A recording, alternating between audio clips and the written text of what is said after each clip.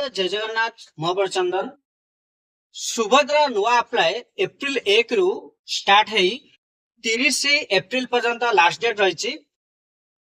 सुभद्रा जदि आप अप्लाई करिया चाहते कौन तार क्राइटेरिया फुलफिल करिया दरकार से विषय आज हम जानिबा। तीनोटी मेन पॉइंट मो ऊपर कहबी। प्रथम आपण जरा फीमेल पर्सन हेतिबा दरकार, फीमेल पर्सन हेतिबा दरकार। सेकेंड रे आपण ओडिसा रो रेसिडेंट होइथिबा दरकार, ओडिसा रो रेसिडेंट होइथिबा दरकार। तापरे सेकेंड होची ना थर्ड होची आपण को 21 रु 60 वर्ष होइथिबा दरकार,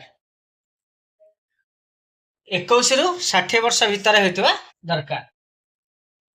तापर होची आपनकर सेकेंड रे आधार टी अपडेट हेतिबा दरकार, आधार रे अपडेट थिबा दरकार।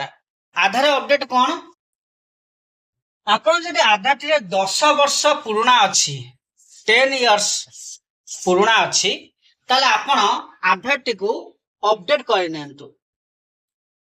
तापरे किछि लोक देखिबे बायोमेट्रिक अपडेट है नाही। ये जो बायोमेट्रिक टी अपडेट होई नाही कारण बहुत सारा जो स्टूडेंट अछंती कि आपनकर 21 वर्ष तांको हेलाणी, 21 वर्ष तो हे गलाणी कि से जो 15 बयस रे 15 वर्ष रे जो बायोमेट्रिक टा करिया कथा, जो वर्ष रे जो मैंडेटरी बायोमेट्रिक जो रहिछि, बायोमेट्रिक जो रहिछि ताको अपडेट आपण करि नांती। ताले जदि बायोमेट्रिक आपण अपडेट न करिचंती ताले आपण सुभद्रा रे अप्लाई करि पारिबेनी, ताले सुभद्रा अप्लाई करि पारिबेनी। काहे कि मु कहूची जेतला हमें सुभद्रा अप्लाई करूचंती, सुभद्रा अप्लाई करूछंती कौन हो दुईटी ऑप्शन देखौची, गोटे हो फिंगरप्रिंट आउ गोटे आई स्कैन। प्रथमटे हो फिंगरप्रिंट आउ गोटे आई स्कैन ऑप्शन देखौची। जदि आपनकर बायोमेट्रिक तो अपडेट नथिबो ताले आपण फिंगरप्रिंट आई स्कैन देई परिबे नै, एटा देई परिबेनी केटा देई परिबेनी, ताले आपण सुभद्रा अप्लाई करि परिबेनी। आगुर कौन होतला ओटीपी माध्यम रे हे जाउतला। आगे जो फर्स्ट स्टेप जेटा बाहर थिला, जो सुभद्रा जो प्रथमे बाहरी थिला सेटा ओटीपी माध्यम रे हे जाउतला, किंतु वर्तमान कोन गवर्नमेंट कर देछि फिंगरप्रिंट आई स्कैन। ए फिंगरप्रिंट आई स्कैन जो करिछि आपन जदि फिंगरप्रिंट आई स्कैन जदि न नबो आपन सुभद्रा रे अप्लाई करि परिबे नाही। समय सीमा रहिछि 1 एप्रिल 2026 रु 30 एप्रिल 2026। यही समय सीमा भितर आपण सुभद्रा रे अप्लाई करिवे। जदि आपनकर बायोमेट्रिक टी अपडेट नथिबो ताले आपण सुभद्रा रे अप्लाई करि परिबे नै। सेति पई प्रथमे आधार टे को अपडेट करंतु। ताले थर्ड पॉइंट रहउची आपण अपडेट करिवे मोबाइल नंबर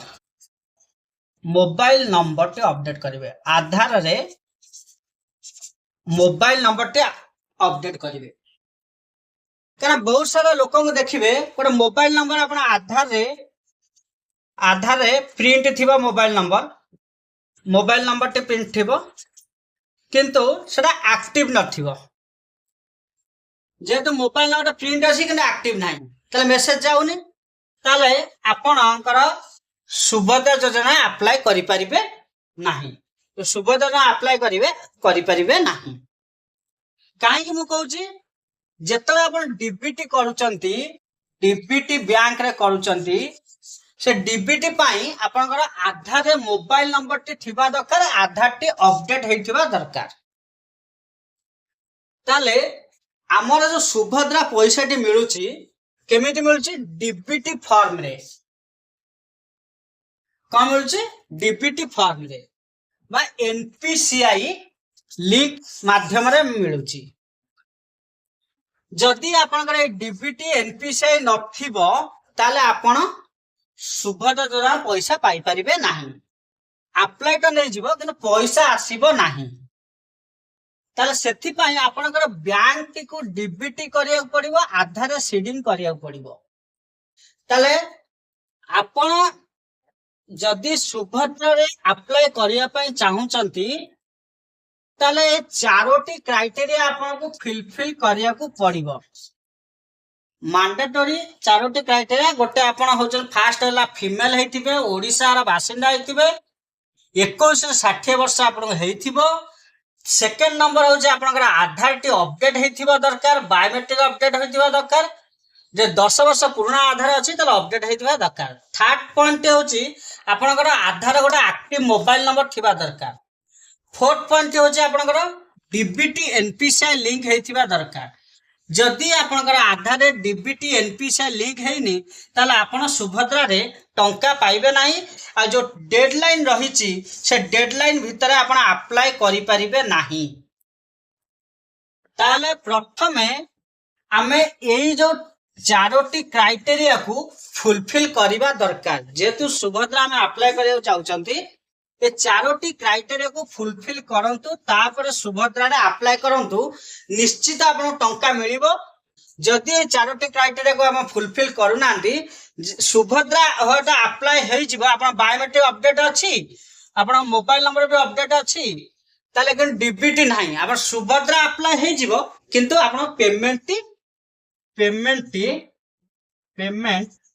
टी आसीबो नाही जेतरा आपण स्टेटस चेक करिवे आपनकर जो डीबीटी जो रहिची से इनएक्टिव शो करिवो